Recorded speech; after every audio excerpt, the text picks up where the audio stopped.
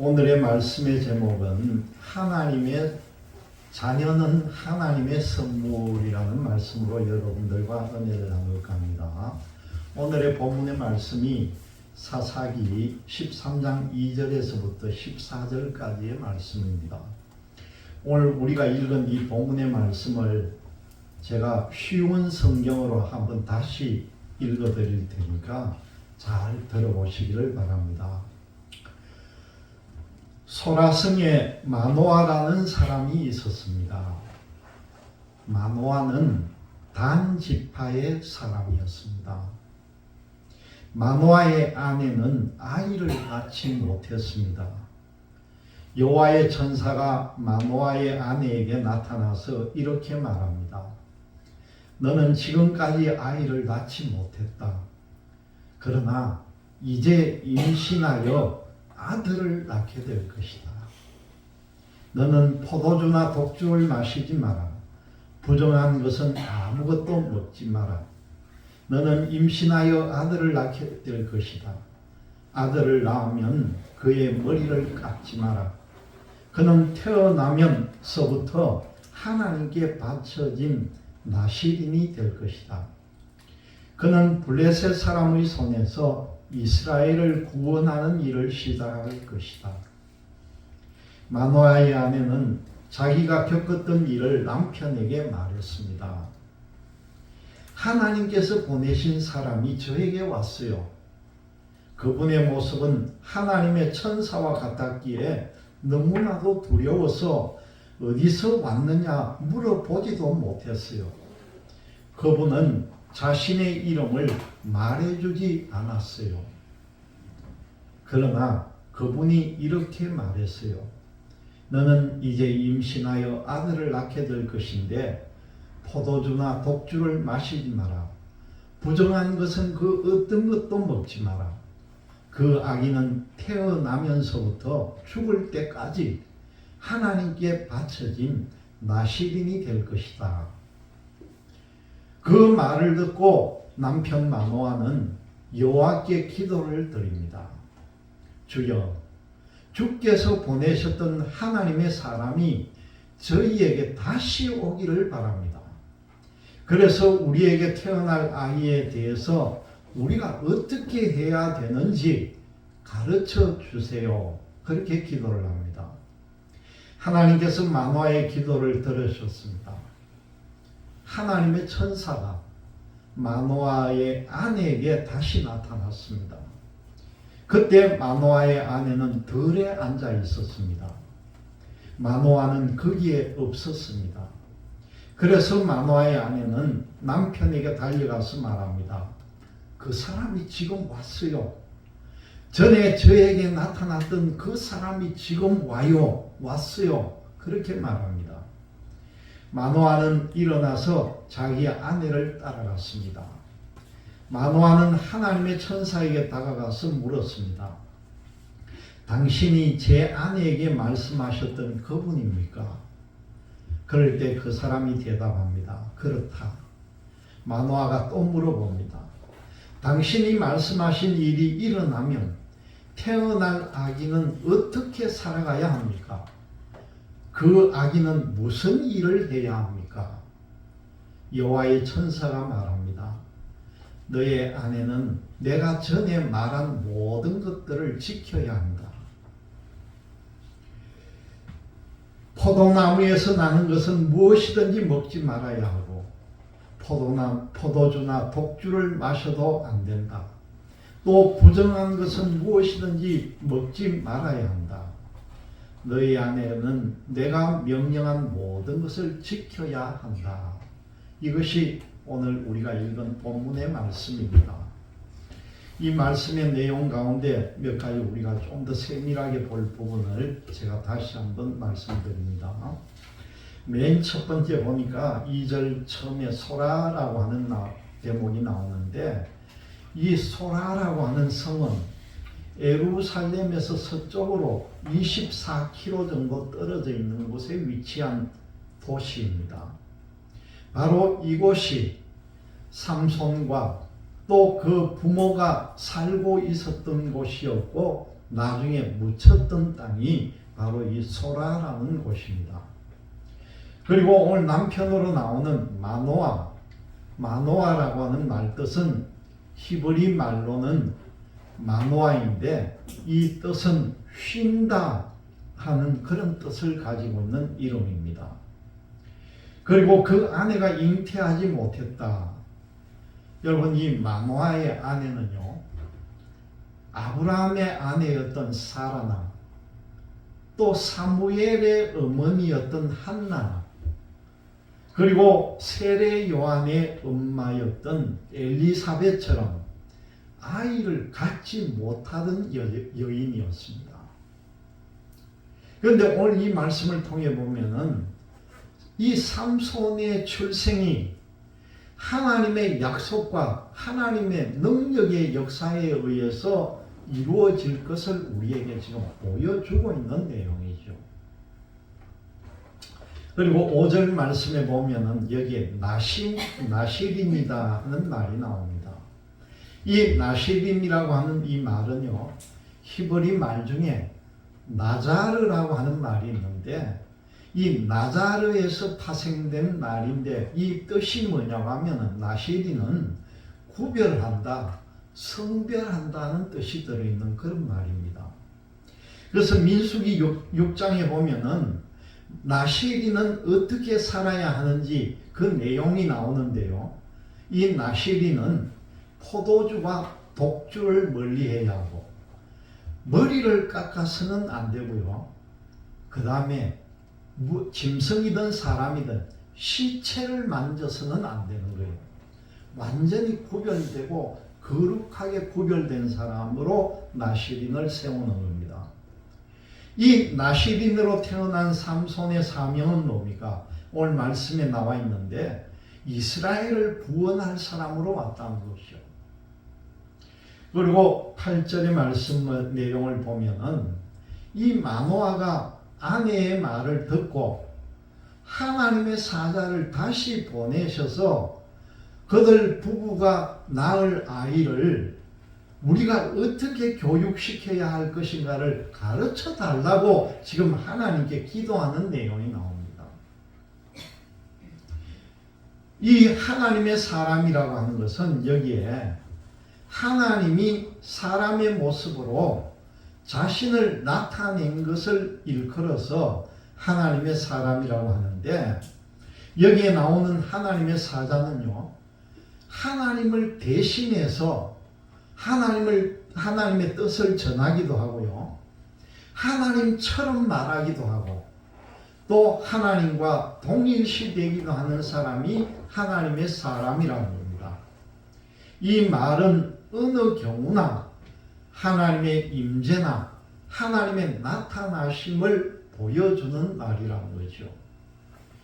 오늘 13장 9절 말씀에 보면은 하나님이 마노아의 목소리를 들으셨다, 그런 내용이 나옵니다.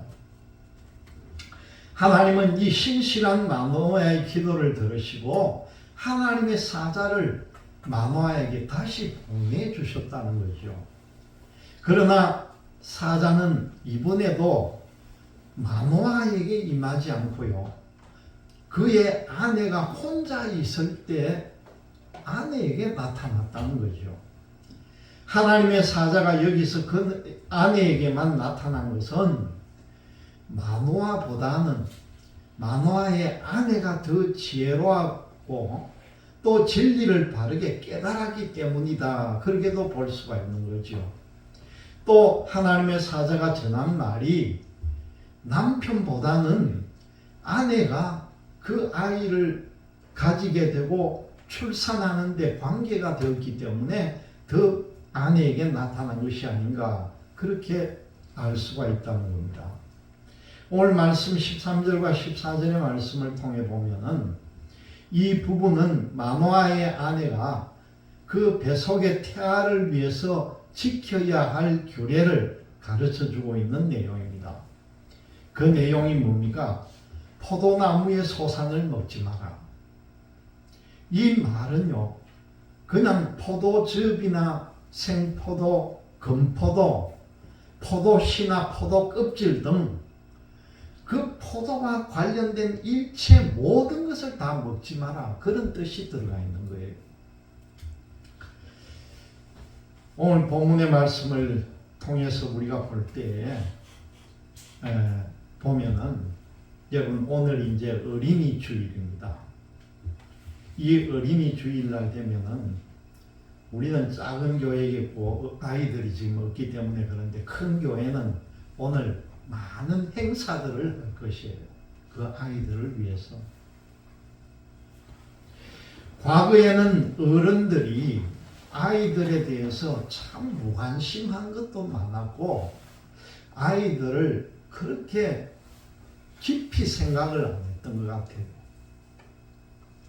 그래서 아동문화가였던 그 소파 방정환 선생님이 이 어린이날을 방정환 선생님이 만든 거예요. 이 날을 정한 겁니다. 5월 5일을. 그런데 그 방정환 선생님이 어린이날이라고 정할 때 이 날의 명칭을 뭘로 할 것인가 굉장히 깊이 생각을 했던 것 같아요.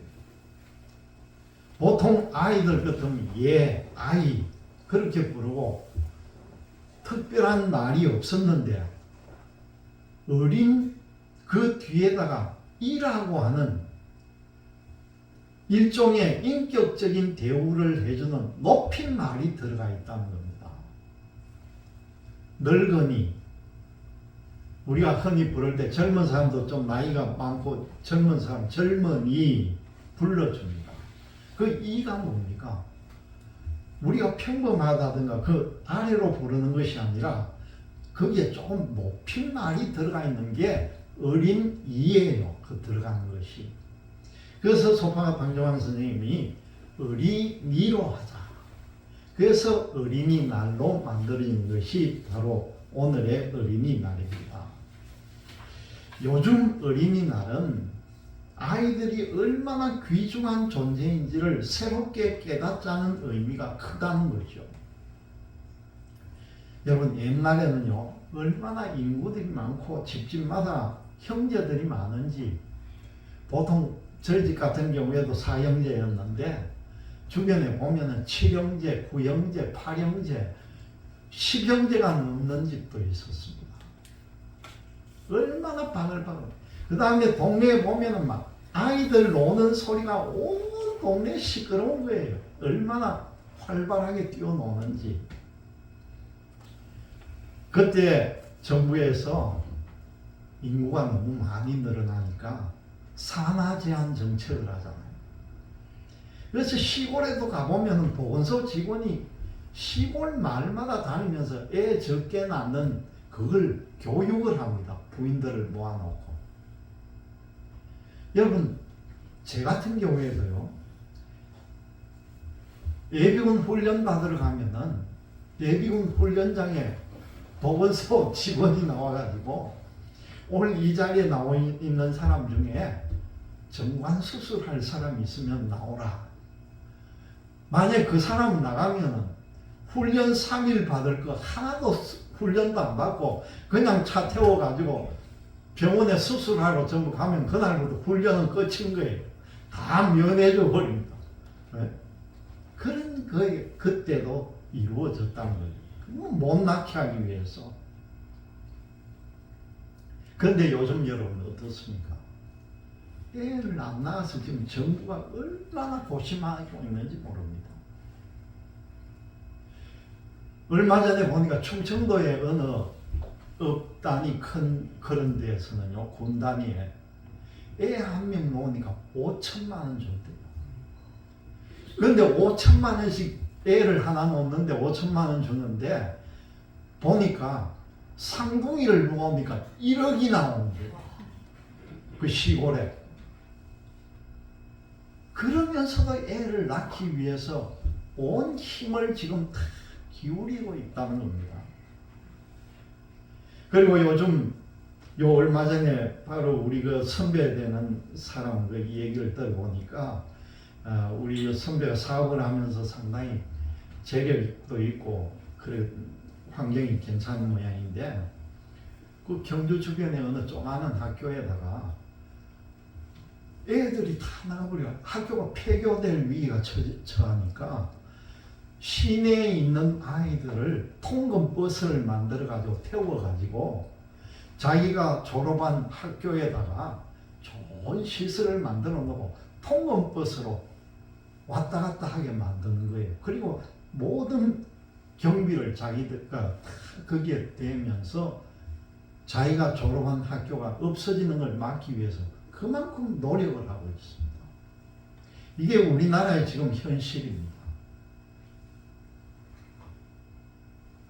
여러분, 오늘 본문에는요, 그 귀한 자녀를 원했지만 아이를 낳을 수 없던 가정에 하나님이 자녀를 선물로 주시면서 어떻게 키우고 가르쳐야 하는지를 말씀하는 대목이 나옵니다. 오늘 본문에 이 마노아의 아내가 임신하지 못하므로 출산하지 못한다는 내용으로부터 시작을 합니다.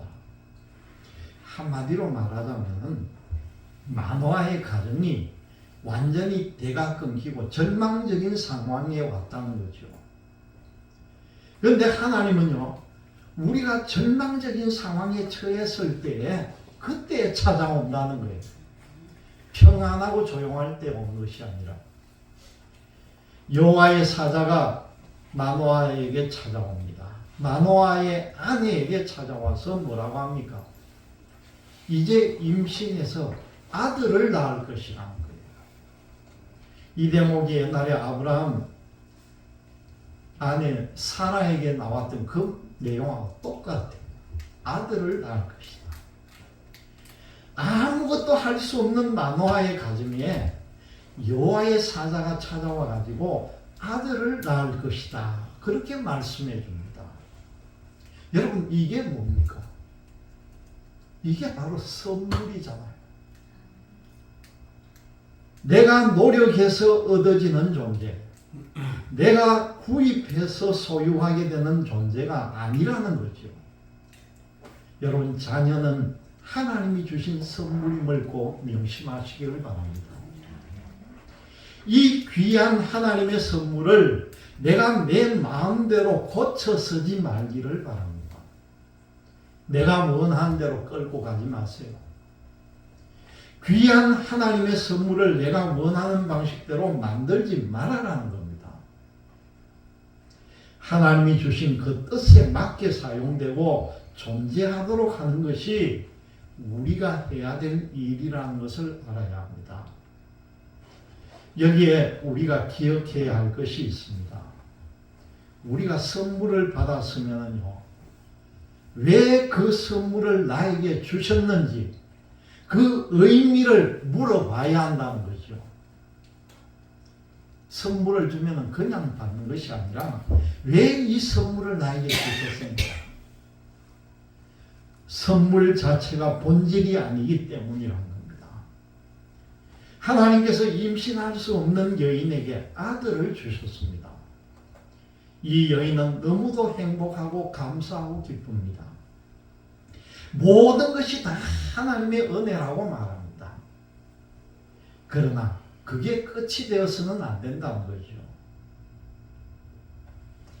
여러분, 이 구약 성경을 보면은 에스더서를 보면은 그 에스더가 왕의 부인이 됩니다.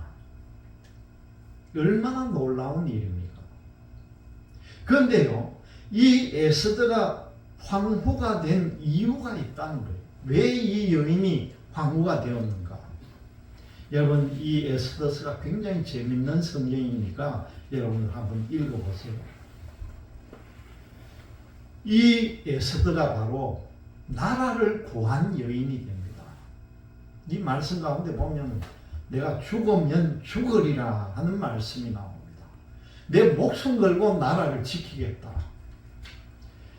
이 시기가 1차, 2차 포로 귀한 시기였는데 그 유다인들을 몰살시키려고 하는 하만이라는 사람이 음모를 꾸며가지고 유다인을 전부 죽이려고 계획을 했을 때에 이 왕비가 되었던 에스더와 사촌 오빠 되는 모르드게라는 두 사람이 지혜를 짜가지고 그 유다인을 죽음에서 끌어 해내는 그 내용이 에스더서입니다.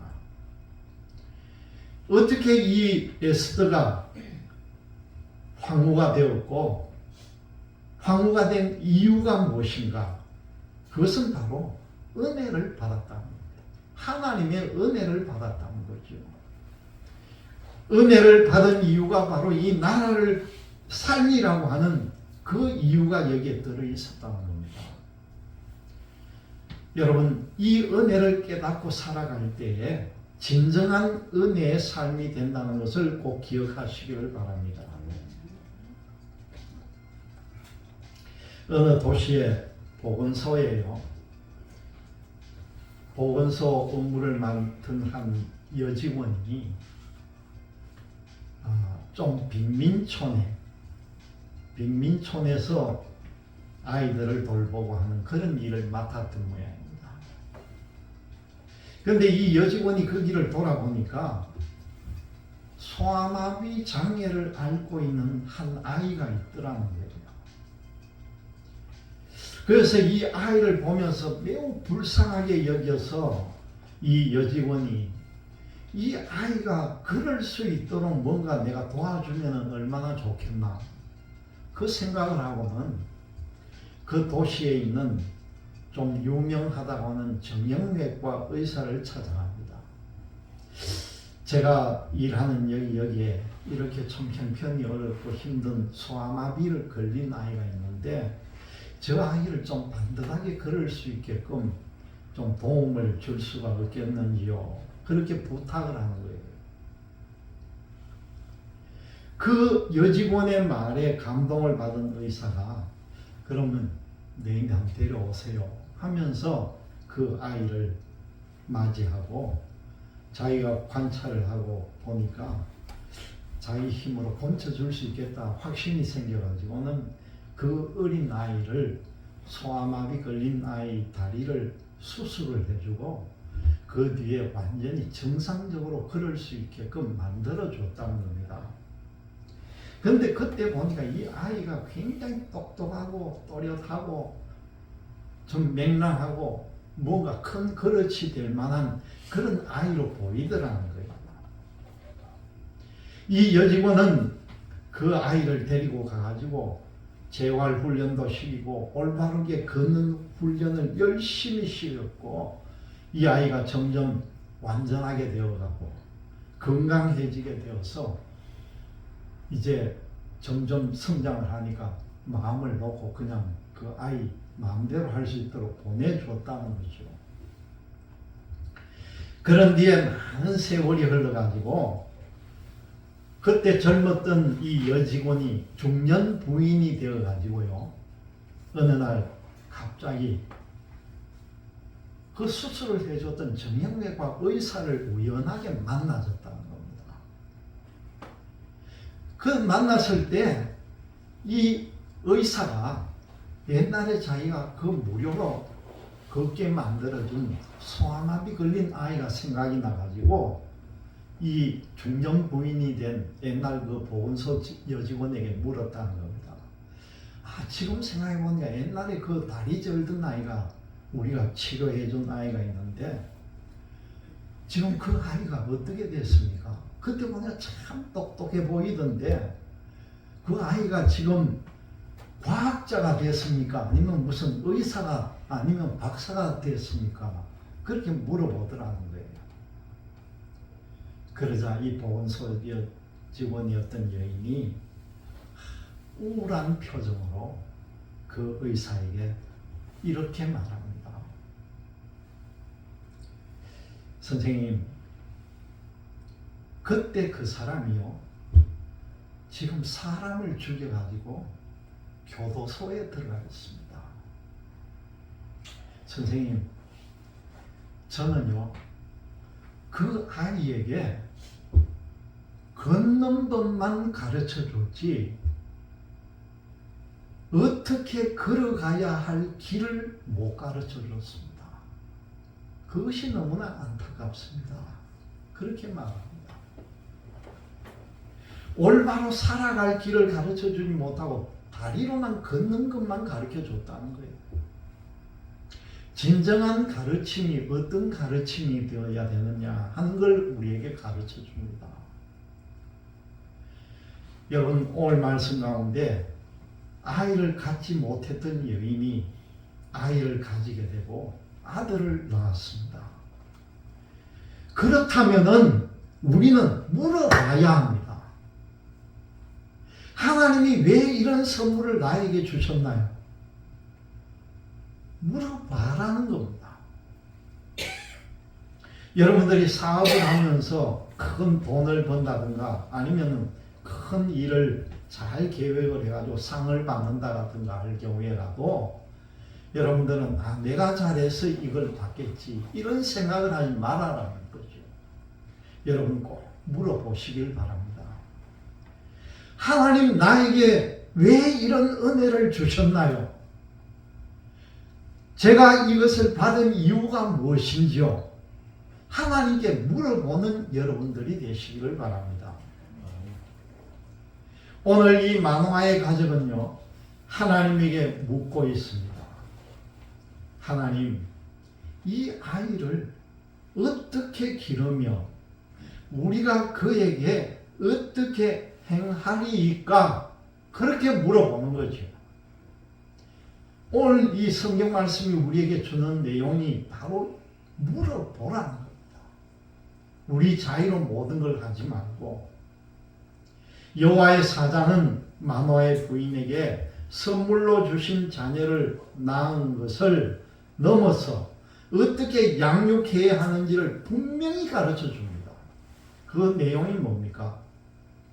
첫째는 포도주와 독주를 마시지 말며 어떤 부정한 것도 먹지 말지니라. 그리고 두 번째는요, 그의 머리 위에 삭도를 대지 마라. 머리를 자르지 말아라. 머리를 길러라는 겁니다.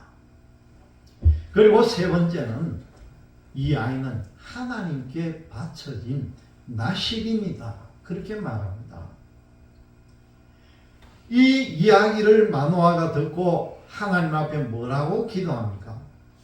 여러분 8절 말씀을 보면요, 우리가 그 낳을 아이에게 어떻게 행할지를 우리에게 가르치게 하소서, 그렇게 말합니다.